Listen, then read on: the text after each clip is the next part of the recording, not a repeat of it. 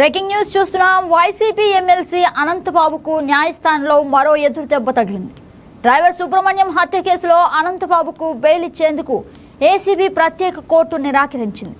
మరింత సమాచారాన్ని మా కాకినాడ జిల్లా కరెస్పాండెంట్ వర్మ ఫోన్లో అందిస్తారు. వర్మ, చెప్పండి.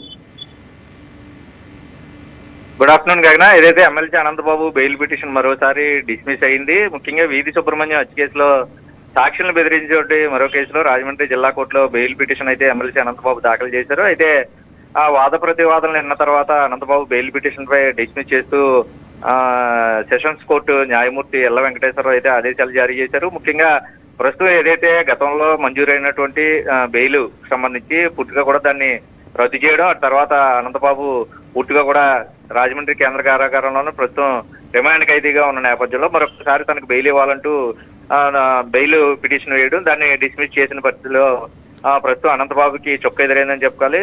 ప్రాసిక్యూషన్ తరఫున వాదనలు వినిపించినటువంటి ప్రత్యేక న్యాయమూర్తి ముప్పాల సుబ్బారావు తన వాదనలతోనే ప్రస్తుతం న్యాయమూర్తి ఏకీభవించారు. సాక్షులను బెదిరించిన కేసులో గతంలో కాకినాడ సర్పవరం పోలీసులు అరెస్ట్ చేసి అప్పుడులో ఏప్రిల్ 24 గత నెలలో రాజమండ్రి సెంట్రల్ జైల్లో రిమాండ్ గా అప్పటి నుంచి కొనసాగుతూ ఉన్నారు.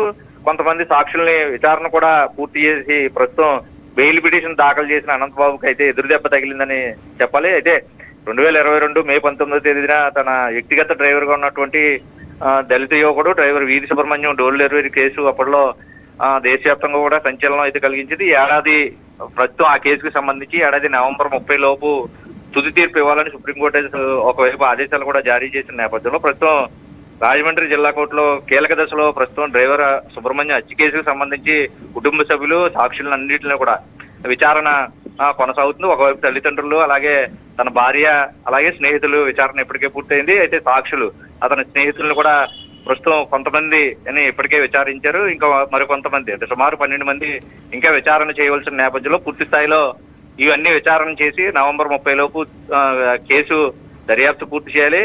ఆ తీర్పు కూడా ఇచ్చే నేపథ్యంలో ఈ తతంగం అంతా పూర్తిగా నవంబర్ 30లో పూర్తి చేయాలని సుప్రీంకోర్టు ఆదేశాలు ఉన్న నేపథ్యంలో మరొకసారి బెయిల్కి అయితే ప్రయత్నం చేశారు. ఎదురు దెబ్బ తగిలింది.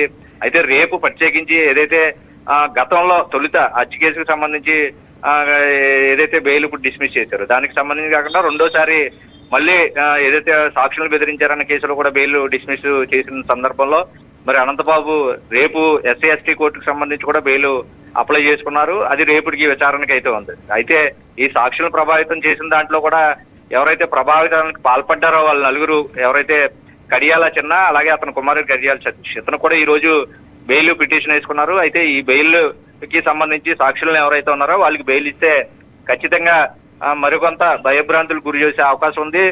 ఇతర సాక్షులను కూడా ప్రలోభాలకు గురి చేసే అవకాశం ఉంది. కాబట్టి ప్రస్తుతానికి వాళ్ళకి కూడా బెయిల్ అయితే ప్రస్తుతం మంజూరు చేయలేదు. ఒకవైపు ఎమ్మెల్సీ అనంతబాబుకి కూడా చొక్క ఎదురైన పరిస్థితుల్లోనే అతనితో పాటు నిందితులుగా ఉన్నటువంటి భయభ్రాంతులు గురి చేశారన్న ఆరోపణలు ఉన్న నేపథ్యంలో A3 A4 గా ఉన్నటువంటి కడియాల చిన్న, కడియాల సతీష్ ఇరువురికి కూడా పిటిషన్ అయితే న్యాయమూర్తి తోసిపుచ్చారు.